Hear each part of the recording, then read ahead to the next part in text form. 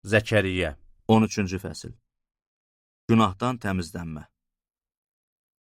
O gün Davud nəslini və Yerusəlimdə yaşayanları günahdan və murdarlıqdan təmizləmək üçün bir bulaq açılacaq. O gün ölkədən bütlərin adını bir dəfəlik siləcəyəm. Onlar bir daha xatırlanmayacaq. Yalançı peyğəmbərləri də, natəmiz ruhu da ölkədən uzaqlaşdıracağam. Bəyan eləyir ordular Rəbbi. Əgər kimsə yenə peyğəmbərlik eləsə, onu dünyaya gətirmiş ata-anası ona deyəcək: sən yaşaya bilməzsən, çünki Rəbbin adı ilə yalan söyləmsən.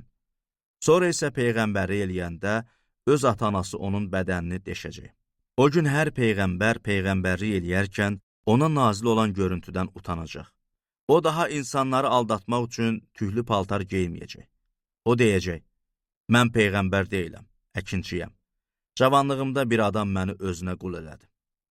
O biri ondan soruşacaq: bəs sinəndəki bu yaralar nədir? O isə dostlarımın evində aldığım yaralardır deyəcək. Çobanın həlakı.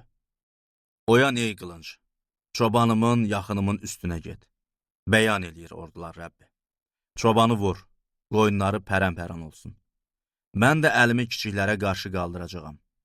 Bütün ölkədə xalqın 2/3 vurulub öldürüləcək. 1/3 isə sağ qalacaq. Bəyan eləyir Rəbb. Qalan 1/3 oda salacağam. Onları gümüşü təmizləyən kimi təmizləyəcəyəm.